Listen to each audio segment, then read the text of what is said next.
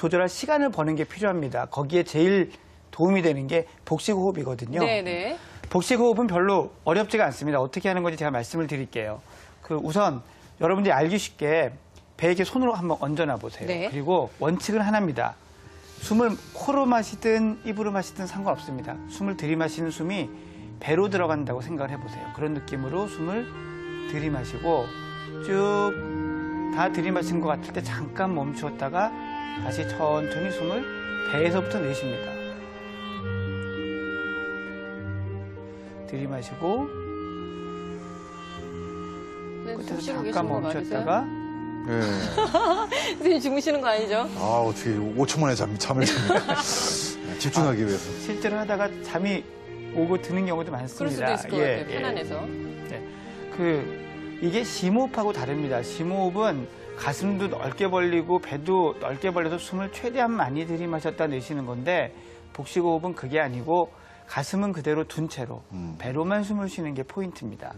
그래서 열을 센다고 했을 때 천천히 넷을 세고 하나쯤 쉬었다가 다시 한 5쯤 내쉬고 이런 네네. 템포로 생각하시면 훨씬 더 효과적으로 연습을 하실 수가 있습니다. 어릴 때 학교에서 우리가 국민체조 숨쉬기 운동하면 보통 이게 너무 가슴으로만 숨 쉬는 걸 너무 그렇죠. 배웠거든요. 맞아요. 배로 숨 쉬는 걸 우리가 어릴 때 좀 안 배웠던 것 같아요. 네. 그래서 이게 사실 이 복식호흡이 긴장을 줄이고 불안을 줄이는데 굉장히 효과적이거든요. 그래서 불안장애 치료할 때 많이들 쓰는 방법입니다, 실제로. 네, 정말요. 네. 그래서 저희 이제 신경정신과 전문의 선생님들 오시면 항상 이렇게 뭐 화가 나려고 그럴 때, 분노가 치밀어 오르려고 그럴 때, 이럴 때 항상 복식호흡 하세요라고 말씀하시는 것처럼 이게 좀 이렇게 잘 기억해 두셔서 일상생활에 활용하시면 좋을 것 같고요. 제가 꼭 한 가지 덧붙이고 싶은 게 있어요. 이게요, 그러니까 지금 선생님 말씀하셨지만 실제로 많은 불안 장애 인지행동 치료에 쓰이는데 이거를 평소에 연습을 해주셔야 돼요.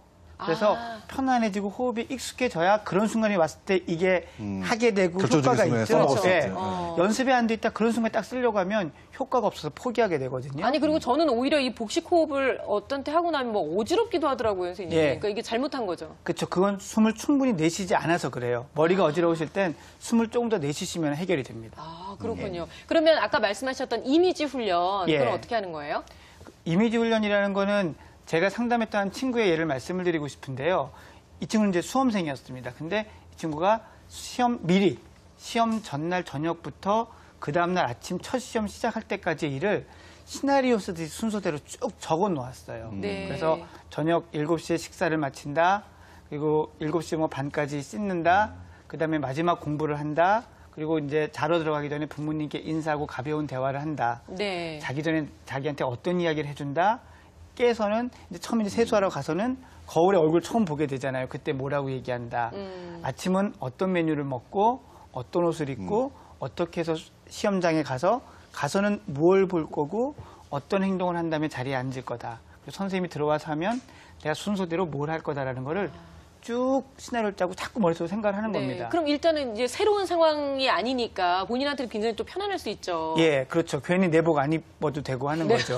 예. 근데 중요한 건요, 이렇게 하는 게 실제로 이루어지게 되면요, 그 현실이 되어가는 과정 속에서 본인이 되게 편안함을 느껴요. 아, 네. 내가 생각한 대로 되어가고 있구나. 그래, 이렇게 할 수 있기 때문에 상당히 안정을 타는 데 효과가 있습니다. 네. 아까 잠깐 생각 바꾸기에 대한 얘기도 있었잖아요, 선생님. 예. 생각 바꾸기라는 건 이런 겁니다. 어떤 친구가 중학생이었는데 너무 서둘러서 문제를 풀어서 실수가 많은 친구가 있었어요. 그래서 제가 그 친구한테 물어봤습니다. 왜 이렇게 서둘러서 푸냐? 근데 그 친구는 자기는 덤벙대는 아이다라는 생각 때문에 덤벙대니까 실수가 있을 거고 실수는 다시 풀지 않으면 못 찾는다. 그러니까 빨리 풀고 다시 봐야지. 그런다고 틀리는 거예요. 그래서 제가 물어봤습니다. 너 다시 안 풀고는 안 틀린 적은 없니? 그때 그 친구가 생각해 보더니 그러고 보니까 있어요. 라고 찾게 되는 거죠. 예. 그러면서 그 친구가 조금씩 생각이 바뀌는 겁니다. 아, 꼭 다시 안 풀어도 실수 안 할 수 있구나. 그렇죠. 라는 생각을 하니까 덜 서두르게 되고 덜 서두르니까 덜 실수하게 되고 그래서 점점 자신감을 찾아나가는 거죠. 이런 것들이 이제 부모님이 옆에서 좀 도와주시면은 훨씬 더 효과적으로 할 수 있는데요. 네네. 이런 질문들을 좀 던져주세요. 그러니까 방금처럼 반대되는 경우는 없었니? 예. 그리고 그렇게 생각해서 네가 도움이 되는 건 뭘까?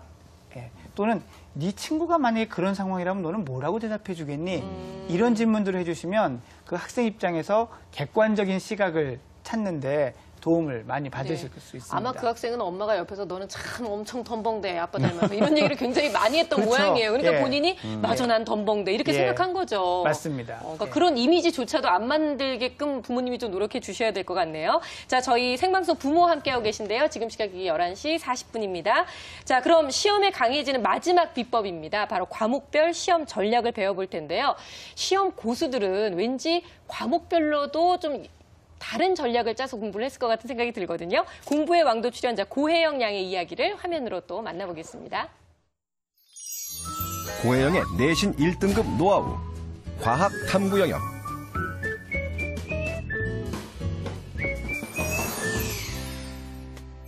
많은 이과생들의 고민인 과학 탐구 영역. 고등학교 시절 혜영 양도 2학년이 되면서부터